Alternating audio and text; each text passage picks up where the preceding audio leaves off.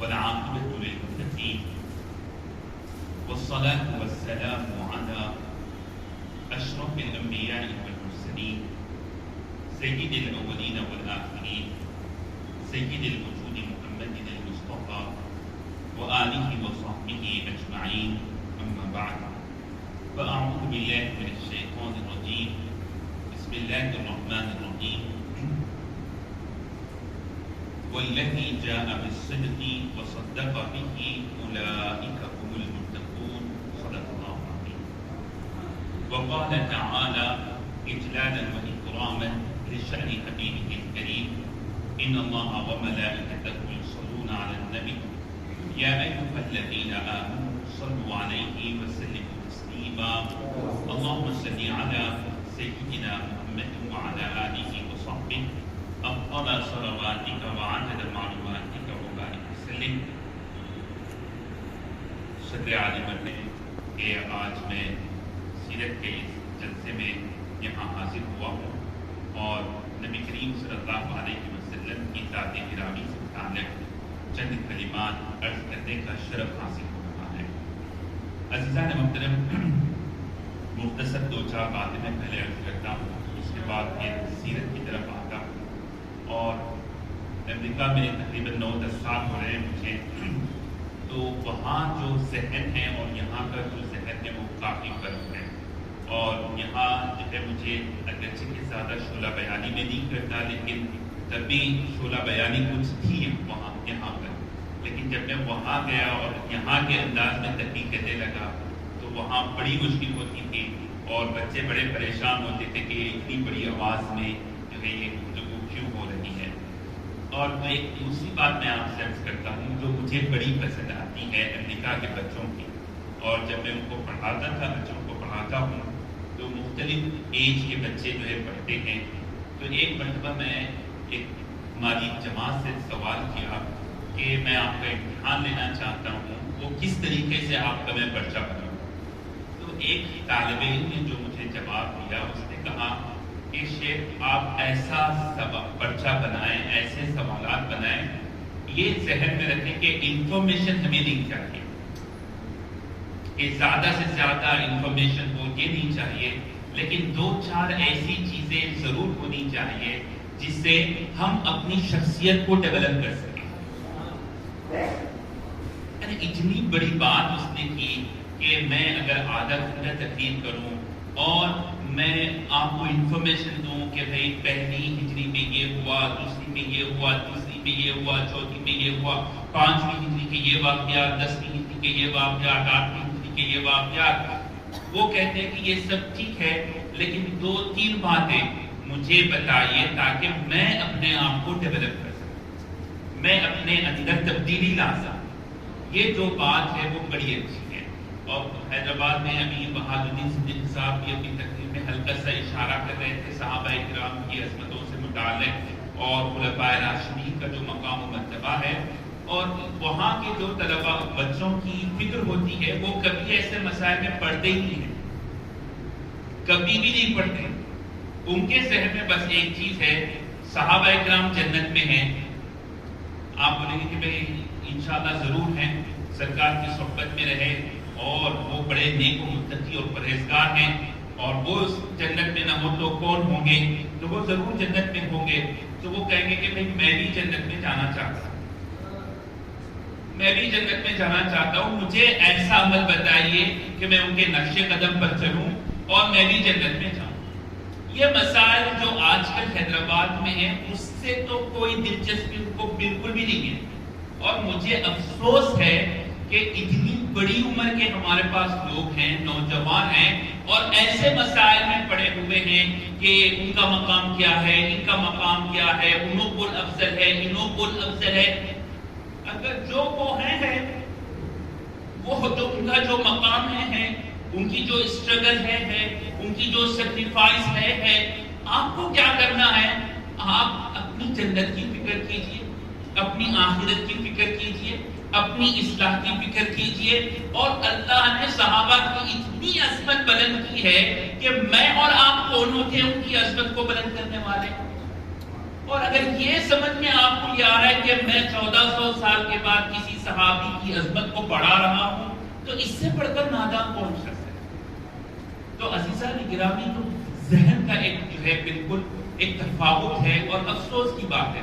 تو امریکہ کے جو بچے ہیں بالکل وہ فوکس ہوتے ہیں اپنے ٹارگٹ پر، وہ ٹریک پر ہوتے ہیں اور اپنے مقصد پر ہوتے ہیں اور وہ وہی چاہتے ہیں جو ان کے مقصد میں ان کو ممد و معاون ہوتی ہے. اب رہا عزیزان گرامی، اب میں سیرت سے متعلق آپ کی خدمت میں ایک بات عرض کرتا ہوں کہ حضور پاک صلی اللہ علیہ وسلم کا مقام، آپ کی سیرت ہے اور اس کے اندر جو تنوع ہے آپ کی سیرت میں، یہ بڑے کمال کی چیز ہے. ایسا تنوع حضور پاک صلی اللہ علیہ وسلم کی ذات میں ہے اور ایسی پریکٹیکلٹی حضور پاک صلی اللہ علیہ وسلم کی سیرت میں ہے. تاریخ انسانیت میں ایسی سیرت، ایسی زمان حیات ہمیں نہیں ملی. اور سب سے مقدس ہستیاں انبیاء کرام علیہ السلام کی ہیں. بس ایک مثال میں آپ کی خدمت میں عرض کرتا ہوں کہ حضور پاک صلی اللہ علیہ وسلم کی شخصیت کیسی ہے. حضرت عیسیٰ علیہ السلام کے اقوال کو کرسچنز بڑے فخر کے ساتھ پیش کرتے ہیں کہ حضرت عیسیٰ علیہ السلام نے کیا فرمایا کہ اگر کوئی ایک گال پر مار دے تو دوسرا گال آپ پیش کرو، تم دشمن کو جو ہے 70 مرتبہ معاف کرو. یہ جو ہے ایک طرف حضرت عیسیٰ علیہ السلام کے پیش کرتے ہیں. دوسری طرف اسلام میں جو جنگیں ہوئی ہیں سرکار کے زمانے میں اس کو وہ پیش کرتے ہیں کہ دیکھو حضور پاک صلی اللہ علیہ وسلم کو دیکھو کتنی جنگیں آپ نے کی ہے. پھر دوسری طرف حضرت عیسیٰ علیہ السلام کے اقوال کو پیش کرتے ہیں. لیکن عزیزان گرامی، اگر آپ دیکھ، مجھے اچھا معلوم ہوتا ہے خطبات مدراس میں ایک واقعہ انہوں نے اچھا لکھا ہے کہ کسی ہندو سے ایک مسلمان دوست نے پوچھا ہے کہ تم نے حضرت عیسیٰ کی سیرت بھی پڑھی ہے اور تم نے نبی کریم صلی اللہ علیہ وسلم کی سیرت بھی پڑھی ہے. وہ بہت بڑا اسکالر تھا. تو تم نے دونوں کی سیرت پڑھی ہے، تم دونوں کی سیرت کو کیسے پاتے، کس طریقے سے دیکھتے ہو؟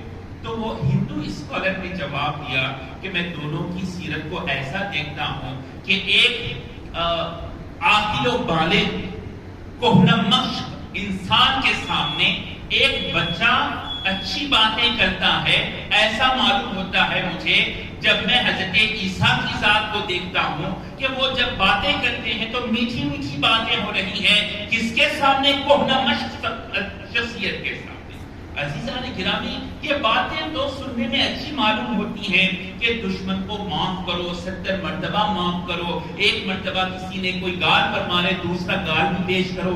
لیکن عزیزان گرامی، سوال یہ ہے کہ حضرت عیسیٰ علیہ السلام نے یہ فرمایا ضرور ہے، لیکن کیا آپ نے عملی طور پر اس کو بتایا ہے؟ 36 برس کی آپ کی عمر تھی، لگ بھگ 36 برس میں آپ بقول عیسائیوں کے آپ کو سولی پر چڑھا دیا گیا اور بقول اہل اسلام کے آپ کو اٹھا دیا گیا. لیکن حضرت عیسیٰ کی سیرت میں ہمیں یہ پہلو ملتا ہے کہ آپ اپنے دشمنوں پر غالب آئے، آپ نے فتح کی، اپنے دشمنوں کو زیر کیا، اس کے بعد آپ نے معاف کیا. کہیں آپ کو نہیں ملے گا حضور پاک صلی اللہ علیہ وسلم نے نہ صرف معاف کرنے کی تلقین کی، عملی طور پر اپنے دشمنوں پر آپ نے غلبہ پایا اور غلبہ پا کر آپ کے جانی دشمنوں کو آپ نے معاف کیا. یہ عملی نمونہ نبی کریم صلی اللہ علیہ وسلم کی ذات میں ہمیں ملتا ہے. اب عزیزان گرامی، میرا موضوع آج یہ ہے کہ عصر حاضر میں سیرت کی اہمیت کیا ہے. تو اب یہ مولانا خشی الدین نظامی صاحب کا جو مقالہ تھا، اگر ہم نے غور سے سنا اس کو تو کئی پہلوؤں کو حضرت نے اپنے مختصر الفاظ میں جمع کیا. لیکن میں آپ کی خدمت میں صرف 2 پہلو عرض کرنا چاہتا ہوں. حضور پاک صلی اللہ علیہ وسلم کی سیرت میں سب سے اہم چیز آپ کے اخلاق حمیدہ میں، آپ کے صفات عالیہ میں 2 صفات ہیں جو سب سے زیادہ اہمیت کے حامل ہیں، اور نبوت سے پہلے بھی سارا عرب آپ کو ان صفات سے یاد کرتا تھا. پہلی صفت ہے صادق، دوسری صفت ہے امین. حضور پاک صلی اللہ علیہ وسلم صادق ہیں اور حضور پاک صلی اللہ علیہ وسلم امین ہیں. عزیزان گرامی، اب ہمیں ان 2 صفات کو سمجھنا ہے کہ یہ صادق اور امین کا مطلب کیا ہے. کہ حضور پاک صلی اللہ علیہ وسلم صادق ہیں اور امین ہیں. اگر ہم اس کا مفہوم یہی سمجھیں کہ آپ ہمیشہ سچ کہتے ہیں اور دوسرا آپ امانت دار ہیں کہ کوئی آپ کے پاس امانت رکھے، اس امانت کی آپ حفاظت کرتے ہیں اور اس امانت کو آپ حسن و خوبی سے ادا کر دیتے ہیں، بحفاظت واپس کر دیتے ہیں، اس کا مطلب یہی ہے یا اس کے اندر بہت سے پہلو ہیں؟ عزیزان گرامی، آپ یاد رکھیے صادق اور امین وہ صفات ہیں کہ جب پوری قوم آپ کو صادق اور امین کہتی ہے، اس کا مطلب یہ ہے کہ آپ ہمارے رہنما ہیں. اس کا مطلب یہ ہے آپ صادق ہیں، آپ امین ہیں کا مطلب یہ ہے کہ آپ اس بات کے اہل ہیں کہ ہماری آپ قیادت کریں، اس بات کے اہل ہیں، وہ اس بات کا اعلان کرتے ہیں کہ آپ کا جو حکم ہوگا سر تسلیم خم کریں گے، آپ جو بات بیان کریں گے اس کو ہم تسلیم کریں گے، اس پر کوئی شک نہیں کریں گے، کیونکہ آپ صادق ہیں، آپ امین ہیں، آپ ہماری حفاظت آپ کے ذمے ہے. جو بات آپ کہیں گے وہ بالکل حتمی ہوگی، یقینی ہوگی، آنکھ بند کر کر ہم اس کو قبول کریں گے. اس کا مطلب ہوتا ہے صادق و امین. عزیزان گرامی، یہ لیڈرشپ کی کوالٹی ہے، صادق و امین. صادق و امین قیادت کی سب سے اعلیٰ مثال ہے، قیادت کی سب سے عمدہ مثال. اگر قیادت کو آپ کو دیکھنا ہے تو سب سے پہلے آپ کو یہ دیکھنا ہے کہ سچائی کتنی ہے، صداقت کتنی ہے اور امانت کتنی ہے. عزیزان گرامی، یہ قیادت کا پہلا زینہ ہے، صداقت اور امانت. اور یہ اتنا آسان نہیں ہے کہ جتنا ہم سمجھ رہے ہیں کہ صداقت کے معنی کیا ہے، امانت کے معنی کیا ہے. عزیزان گرامی، صادق کا مطلب یہ ہے کہ جس کا ظاہر اور جس کا باطن ایک ہو وہ صادق کہلاتا ہے. میرے دل میں جو ہو وہ میری زبان پر ہو، جو میری زبان پر ہو وہ میرے دل میں ہو، جو میرے دل میں ہو وہ میری زبان پر ہو، جو میری زبان پر ہو وہ میرے عمل سے ظاہر ہو، اس کو صادق کہتے ہیں. اگر میرے دل میں کچھ اور ہے، زبان پر کچھ اور ہے، عمل میرا کچھ اور ہے تو میں صادق نہیں. ظاہر بھی میں بھی سچا ہوں، صادق میں، باطن میں بھی میں سچا ہوں اور عمل میں بھی میں سچا ہوں. صادق کا مطلب یہ ہوتا ہے کہ جب میں کسی چیز کو سچا سمجھتا ہوں تو میں اس پر عمل پیرا بھی ہوں. اگر میں اس پر عمل پیرا نہیں ہوتا ہوں تو میں صادق نہیں ہوں. اگر میں سمجھتا ہوں کہ سرکار کی سیرت میری شخصیت کی تعمیر کے لیے لازم ہے، سرکار کی سیرت کے بغیر میں اپنی شخصیت کی تعمیر نہیں کر سکتا، جب میں سمجھتا ہوں تو میرے عمل سے مجھے پروف دینا پڑے گا کہ میں اپنے نظریے میں سچا ہوں. اگر میں عملی طور پر جدوجہد نہیں کرتا ہوں تو اس کا مطلب یہ ہے کہ میں صادق نہیں ہوں. صادق کے معنی بہت اونچے ہیں. یہ صرف اتنا نہیں ہے کہ ہم سچ کہتے ہیں، اور صادق کے معنی یہ ہے کہ جب میں حق کو دیکھتا ہوں تو حق کے لیے کھڑا ہو جاتا ہوں. اس کے معنی صادق کے ہیں. جب میں باطل کو دیکھتا ہوں تو باطل کے نبض آزما ہوتا ہوں. اس کا مطلب صادق کے ہے، کیونکہ میں دیکھتا ہوں کہ یہ باطل ہے تو باطل کو ختم کرنے کے لیے جدوجہد کرنا یہ سچائی کی علامت ہے. اگر میں خاموشی اختیار کرتا ہوں تو میں سچا نہیں. عزیزان گرامی، صادق و امین ایک بڑی اونچے درجے کی صفات ہے. امین کا مطلب یہ ہے امانت دار. آپ قوم کے امین ہیں، آپ کمیونٹی کے امین ہیں، آپ ملک کے امین ہیں، آپ وطن کے امین ہیں، ہماری عزت کے امین ہیں، ہماری آبرو کے امین ہیں، ہماری ضروریات کے امین ہیں. یہ ایک بہت بڑا پہلو ہے کہ پوری دنیا عرب کمیونٹی جب سرکار کو صادق و امین کہتی ہے کا مطلب یہ ہے آپ جیسا کہیں گے ہم اس پر عمل کریں گے، کیونکہ آپ صادق ہیں، آپ امین ہیں. اس کا مطلب یہ ہے کہ آپ ہمارے لیے مخلص ہیں، آپ ہمارے خیر خواہ ہیں، آپ ہمارا اکرام کرنے والے ہیں. اگر ہم آپ کے پیچھے جائیں گے تو ہم نامراد نہیں ہوں گے، کامیابی کی راہ پر جائیں گے. اس کا مطلب صادق و امین ہے.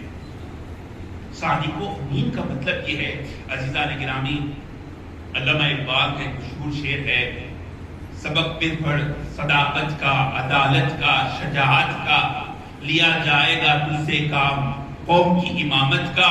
یہ جو امامت کا فریضہ ہے یہ اسی کے معنی صدق و امانت ہے. اگر آپ صدق و امانت کی تشریح کرنا چاہیں تو اقبال کے اس شعر سے آپ کر سکتے ہیں کہ جس میں صداقت بھی ہو، جس میں عدالت بھی ہو، جس میں شجاعت بھی ہو، تو یہ ایسا ہی شخص امامت کے حقدار ہو سکتا ہے، ایسا ہی شخص قیادت کے حقدار ہو سکتا ہے جس میں صدق ہو اور جس میں امانت ہو۔ عزیزان گرامی، ایک بحیثیت مسلمان ہمیں یہ کوشش کرنی چاہیے کہ ہم یہ حضور پاک صلی اللہ علیہ وسلم کے ان دو صفات کو سمجھیں اور اس کو اپنی زندگی میں اپنانے کی کوشش کریں۔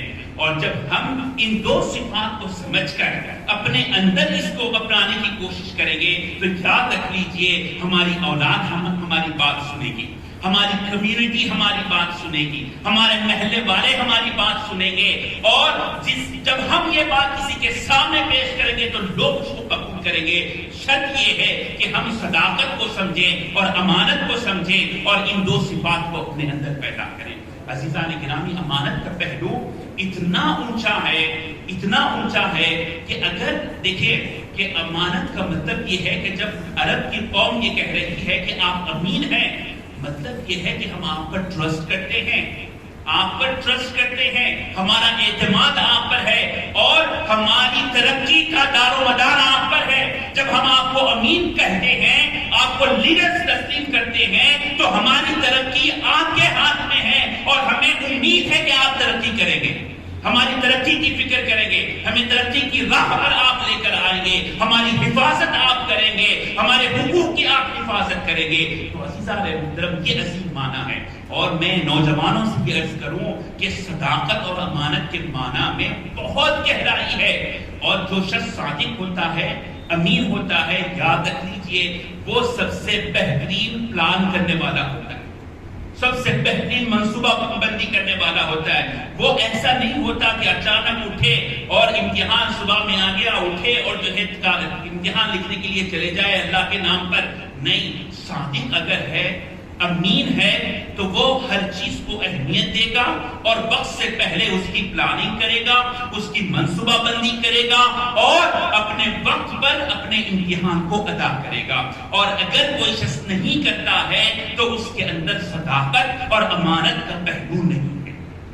عزیزان گرامی، صادق امین وہ شخص ہوتا ہے جس کے اندر سیلف کنٹرول ہوتا ہے، سیلف کنٹرول جس کے اندر ہوتا ہے، جس کی زندگی میں ڈسپلن ہوتا ہے، جس کی زندگی منظم ہوتی ہے، جس کی زندگی آرگنائز ہوتی ہے، جو کمیونٹی کا خیال رکھنے والا ہوتا ہے، کمیونٹی کی فکر کرنے والا ہوتا ہے، اپنی فیملی کی فکر کرنے والا ہوتا ہے، اور اس کے ساتھ ساتھ اس کے اندر کریج ہوتا ہے، اس کے اندر بہادری ہوتی ہے، اس کے اندر شجاعت ہوتی ہے کہ اپنی فیملی کی حفاظت میں، اپنی کمیونٹی کی حفاظت میں جو مشکلات پیش آئیں گی اس کا وہ مقابلہ کر سکتا ہے اور وہ ان مسائل کو حل کرنے کی صلاحیت رکھتا ہے۔ اسی کو صادق اور امین کہتے ہیں۔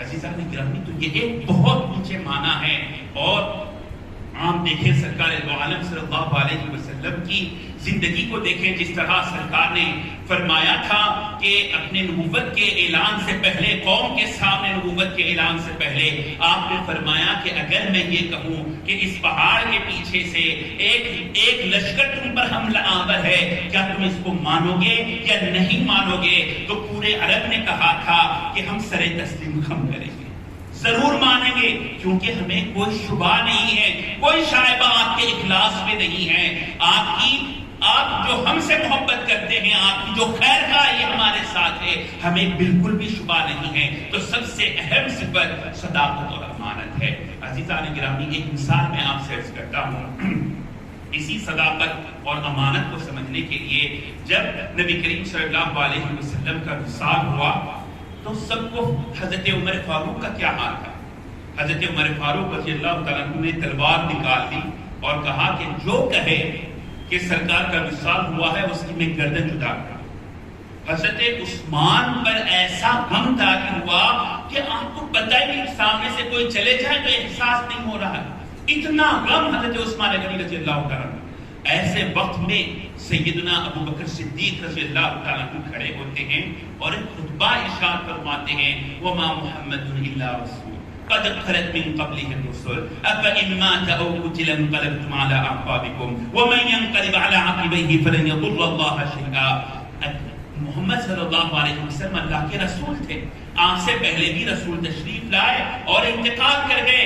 اللہ کا حکم ہے اگر کوئی رسول شہید ہو جائے یا انتقال کر جائے کیا تم واپس پلٹ جاؤ گے؟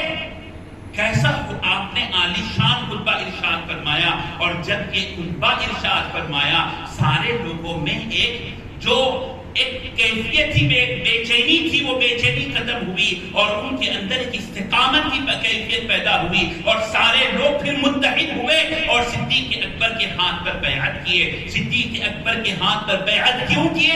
کیونکہ ان کو اعتماد تھا کہ یہ صادق ہیں، یہ امین ہیں، یہ صادق ہیں، یہ امین ہے. اور آپ نے ثبوت دیا کہ آپ نے جب یہ خطبہ ارشاد فرمایا ساری امت نے اس کو قبول کیا، تسلیم کیا اور ان کے اندر ایک اعتماد پیدا ہوا، ایک قوت پیدا ہوئی، دلوں میں تسکین پیدا ہوئی اور پھر وہ متحد و منظم ہوئے. عزیزان گرامی، تو یہ صدق و امانت آپ دیکھیں کہ جب اختلاف ہوا صحابہ کرام میں کہ خلیفہ کون ہوگا، انصار نے کہا کہ خلیفہ ہم میں سے، مہاجرین نے کہا کہ خلیفہ ہم میں سے ہوگا. تو اس وقت صدیق اکبر نے کیا فرمایا؟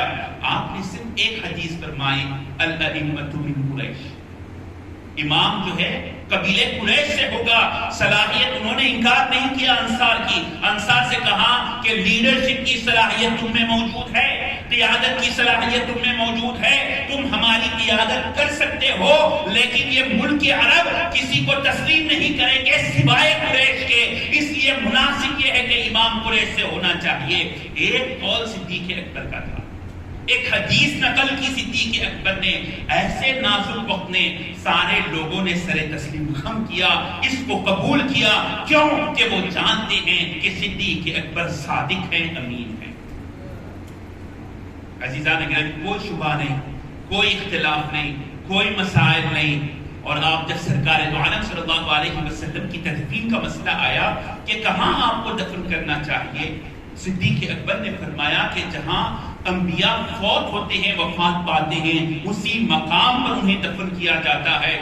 سارے لوگوں نے اس کو تسلیم کیا، کوئی اختلاف نہیں ہوا.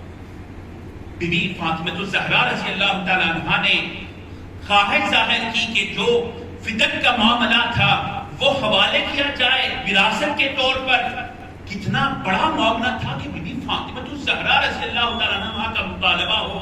جو سارے لوگ جن کے اوپر اپنی جان نچھاور کرتے ہیں بی بی فاطمہ الزہرا رضی اللہ تعالیٰ عنہا پر، آپ نے صدیق اکبر نے فرمایا کہ دیکھو انبیاء جب انتقال کرتے ہیں تو ان کی وراثت تقسیم نہیں ہوتی، وہ امت کے لیے صدقہ ہوتا ہے. بس ایک بات فرمائی، سارے لوگوں نے اس کو تسلیم کر لیا کیونکہ سب جانتے ہیں کہ آپ صادق ہیں، آپ امین ہیں. تو عزیزان گرامی، یہ کوالٹی ہمارے اندر جو ہے ہونا چاہیے. اب بس ایک بات مزید اس کو میں وضاحت کرتے ہوئے کہ صداقت کا مفہوم کیا ہے، امانت کا مفہوم کیا ہے، ایک واقعہ حضرت احنف بن قیس رضی اللہ تعالیٰ عنہ کا آپ کی خدمت میں عرض کرتا ہوں اور ہمیں سمجھ میں آ جائے کہ صداقت اور امانت اپنے اندر کتنے وسیع معنی رکھتے ہیں اور ہم اس کو سمجھ کیا رہے ہیں اور کس پہلو سے ہمیں اس کو سمجھ کر اپنی زندگیوں کے اندر لانا چاہیے. احنف بن قیس رضی اللہ تعالیٰ عنہ یہ اپنے قبیلے کے سردار تھے، قبیلے کے سردار تھے اور یہ اب ظاہری اعتبار سے آپ کا رنگ سیاہ تھا اور آپ کوئی اونچے پورے لمبے چوڑے بالکل بھی نہیں تھے. ظاہری طور پر آپ کو اگر کوئی دیکھے تو وہ جچتے نہیں تھے، لیکن اللہ نے ایسی وزڈم آپ کو دی تھی، ایسی صلاحیت آپ کو دی تھی کہ پورا قبیلہ، آپ کے اطراف کے پورے قبیلے، ہزارہا لوگ صرف منتظر ہوتے ہیں احنف بن قیس رضی اللہ تعالیٰ عنہ کے اشارے کے. آپ کا اشارہ ہوتا ہے، سارے لوگ اس کو تسلیم کر لیتے ہیں. سرکار کے عہد مبارک میں آپ نے اپنے ایک نمائندے کو عراق کو روانہ فرمایا اسلام کی تبلیغ کے لیے. جب وہ ایک صحابی وہاں عراق کو پہنچے، آپ کے قبیلے کو پہنچے، سارے لوگوں کو جمع کیا، اسلام کی دعوت پیش کی، تو سارے لوگوں نے احنف بن قیس کو دیکھا.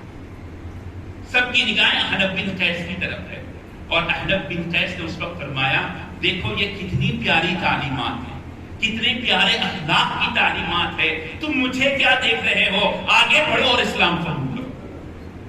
صرف اتنا فرمانا ہے احنف بن قیس رضی اللہ تعالیٰ کا، اور پوری قوم کو پتا ہے، پوری قبیلے کو پتا ہے کہ احنف بن قیس صادق ہیں، امین ہیں، وہ جو کہتے ہیں ہمارے حق میں کہتے ہیں، اپنی ذات کا ان کے اندر کوئی شائبہ نہیں ہوتا، نفس پرستی کا کوئی شائبہ نہیں ہوتا، وہ ہمارے مخلص ہیں، وہ ہمارے خیرخواہ ہیں، ہمارے حق میں جو سب سے زیادہ بہتر ہے وہی اس کا فیصلہ کریں گے، کیونکہ وہ صادق ہے، امین ہے، اور سارے لوگوں نے اسلام قبول کر لیا۔ عزیزان گرامی، وہی احنف بن قیس رضی اللہ تعالیٰ عنہ ہیں۔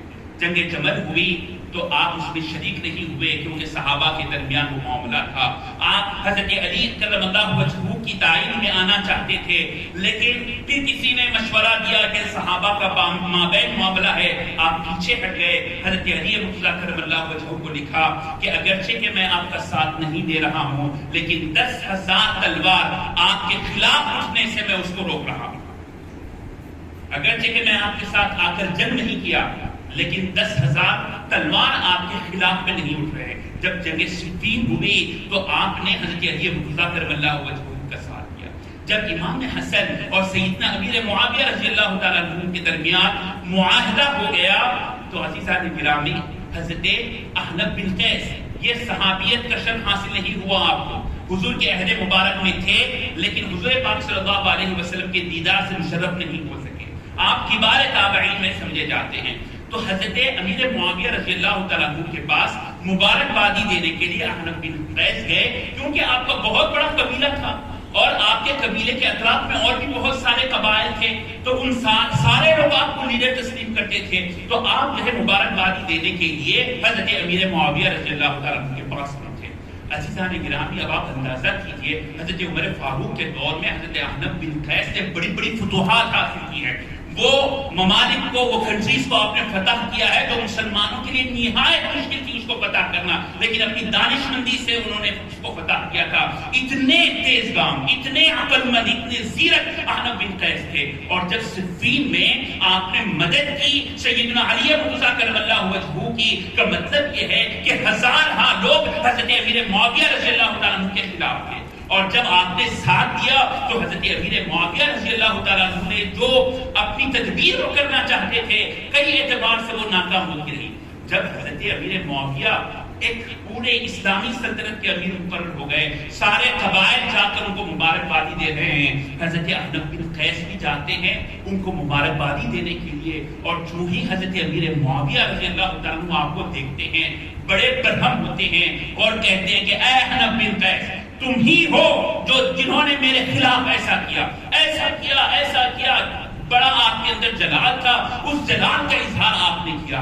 عزیزان گرامی، احنف بن قیس اس وقت میں کیا کرتے ہیں، وہ قوم کے لیڈر تھے، قوم کی قیادت کر رہے تھے، اور اگر ان کی بے عزتی ہوتی ہے تو پورے قبیلے کی بے عزتی ہوتی ہے۔ اور کیسے وہ صادق تھے آپ غور فرمائیے، کیسے وہ امین تھے آپ غور فرمائیے، اپنے قبیلے کی عزت کی حفاظت کیسے کی ہے آپ غور فرمائیے۔ حضرت امیر معاویہ رضی اللہ تعالیٰ عنہ کو جواب دیتے ہیں، آپ کے دربار میں کھڑے ہو کر جواب دیتے ہیں، معاویہ سن لو، اے معاویہ سن لو کہ جو تلوار تمہارے خلاف اٹھی تھی آج بھی وہ تلوار ہمارے ہاتھوں میں موجود ہے، اور جن جو دل تم سے نفرت کیے تھے اس جنگ میں وہ دل آج ہمارے سینوں میں موجود ہے۔ اگر ایک قدم آپ آگے بڑھیں گے 10 قدم ہم آگے بڑھیں گے، لیکن ہم یہاں پر مسلمانوں کی اجتماعیت کے لیے آئے ہیں، ان مسائل کو ہم بھول کر آپ کے پاس آئے ہیں۔ حضرت امیر معاویہ رضی اللہ عنہ سمجھتے تھے عرب کے جلال کو، عرب کی غیرت کو، قبیلے کی غیرت کو سمجھتے تھے، اور آپ نے پھر بعد میں نرمی اختیار کی اور ان کا اکرام کیا، اس کے بعد وہ چلے گئے۔ عزیزان گرامی، اس دربار میں حضرت امیر معاویہ رضی اللہ تعالیٰ عنہ کی بہن موجود تھی، وہ بعد میں اپنے بھائی سے کہتی ہے حضرت امیر معاویہ رضی اللہ تعالیٰ عنہ سے، وہ کون شخص تھا جس نے اتنی جرأت سے امیر المومنین کے بارے میں ایسی بات کہی اور آپ نے ان کا کچھ بھی نہیں کیا، وہ صحیح سلامتی کے ساتھ واپس چلے گئے۔ تو حضرت امیر معاویہ رضی اللہ تعالیٰ عنہ جواب دیتے ہیں، نہیں، اس معاملے میں نے ہی پہل کی تھی، ان کا جو غصہ تھا وہ بجا تھا، کیونکہ میں ہی پہلے غصہ ہوا تھا، ان کا غصہ بجا تھا۔ اور اس کے بعد وہ فرماتے ہیں آپ کو پتا ہے کہ احنف بن قیس کون ہے؟ احنف بن قیس وہ شخص ہے اگر وہ برہم ہو جائے، اگر وہ غصے میں آ جائے تو 1,00,000 آدمی اپنی تلوار نکالیں گے اور یہ نہیں پوچھیں گے احنف بن قیس غصہ کیوں ہوا ہے، وہ نہیں پوچھیں گے احنف بن قیس غصہ کیوں ہوا ہے، برہم کیوں ہوا ہے، جلال میں کیوں ہے، نہیں پوچھیں گے، ان کی تائید میں آ جائیں گے۔ اگر کوئی بات میرے والد بھی پوچھے کرنے کے لیے کہیں تو میں کہوں گا بابا جی کیا بات ہے، پر ایسا نہیں تو ایسا کریں گے، ایسا نہیں تو ایسا ہونا چاہیے۔ میرے استاد مجھ سے پوچھیں تو میں ان سے مشورہ کروں گا کہ ان سب کیا بات ہے، کیا ہم ایسا نہیں کر سکتے، ایسا نہیں کیا جا سکتا۔ وہ قوم 1,00,000 افراد اپنی تلوار نکال لیں گے اگر احنف بن قیس غصے میں آ جائے، جلال میں آ جائے۔ اتنا صداقت تھی ان کی، اتنی امانت تھی ان کی، اتنا اعتبار تھا اب ان کی قوم کا ان پر کہ احنف بن قیس جو کرتے ہیں قوم کے لیے کرتے ہیں، ملت کے لیے کرتے ہیں، ہماری بھلائی کے لیے کرتے ہیں، ہمارے مفاد کے لیے کرتے ہیں۔ غصے میں آتے ہیں تو ہماری خاطر، اگر وہ بہار ہوتے ہیں تو ہماری خاطر، یہ اعتماد ہوتا ہے۔ تو عزیزان گرامی، صداقت و امانت لیڈرشپ کی سب سے اعلیٰ کوالٹی ہے، سب سے اعلیٰ مثال ہے۔ اور جب تک ماں باپ کے اندر یہ صفات نہ ہو اور ان کی اولاد اپنے ماں باپ کے حق میں صادق و امین نہ سمجھے، اس وقت تک اولاد کے دل میں ماں باپ کا بھی اعتبار نہیں ہوگا۔ اگر اولاد یہ دیکھے کہ یہ تو ایموشنل بلیک میلنگ ہو رہی ہے، یہ ہمارے مفاد میں نہیں ہے، یہ اپنے کنٹرول کو قائم کرنے کے لیے ہمارے والدین ایسا کر رہے ہیں، عزیزان گرامی یہ نہیں ہوگا۔ جب ماں باپ اولاد کو یہ ہوگا کہ ہمارے ماں باپ جو فیصلہ ہمارے لیے کرتے ہیں وہ 100% ہمارے حق میں ہوتا ہے، وہ ہمارے حق میں بھلے ہوتے ہیں، اور اسی لیے جو ماں باپ فیصلہ کریں وہ اس کو تسلیم کریں گے۔ عزیزان گرامی، یہ صداقت کا پہلو ہمارے اندر ہونا چاہیے۔ استاد جب اپنے شاگرد سے کہے تو اس شاگرد بغیر چون چلا کے اپنے استاد کی بات کو مان لے، کیونکہ شاگرد یہ سمجھتا ہے کہ استاد صادق ہے، امین ہے۔ تو عزیزان گرامی، یہ صفات ہمارے اندر ہونا چاہیے۔ اگر یہ صفات ہمارے اندر نہیں ہوتے ہیں تو پھر ہم لیڈرشپ کے قابل نہیں ہیں، اور لیڈرشپ تو دوسری چیز ہے، ہم خود کامیاب نہیں ہوں گے، کیونکہ صادق اور امین کا مطلب یہی ہوتا ہے کہ جو نظریے کو میں سچ سمجھتا ہوں اس کو کامیاب کرنے کے لیے میں حتی المقدور کوشش کرتا ہوں، اسی کو صادق کہتے ہیں، امین کہتے ہیں۔ اور جو امین ہوتا ہے وہ پہلے سے اس کی پلاننگ کرتا ہے، جو امین ہوتا ہے اس کے اندر سیلف کنٹرول کا مادہ ہوتا ہے، جو امین ہوتا ہے وہ ویل آرگنائز ہوتا ہے۔ یہ ہمارے اپنے اندر اپنی زندگی کو آرگنائز کرنے کے لیے یہ دو صفات ہمارے لیے لازم ہیں۔ اللہ سے دعا ہے کہ پروردگار عالم ہم سب کو نیک توفیق عطا فرما، اور آج اس جلسے میں سرکار کی ان دو صفات کو ہم نے جو سمجھنے کی کوشش کی ہے، اے اللہ اس کو اچھی انداز میں سمجھنے کی ہمیں توفیق عطا فرما، اور صداقت اور امانت کے یہ عظیم صفات کا ہم کو حامل بنا۔ وصلی اللہ تعالی علی خیر خلقہ سیدنا محمد وعلی آلہ وصحبہ وبارک وسلم اجمعین، والحمد للہ۔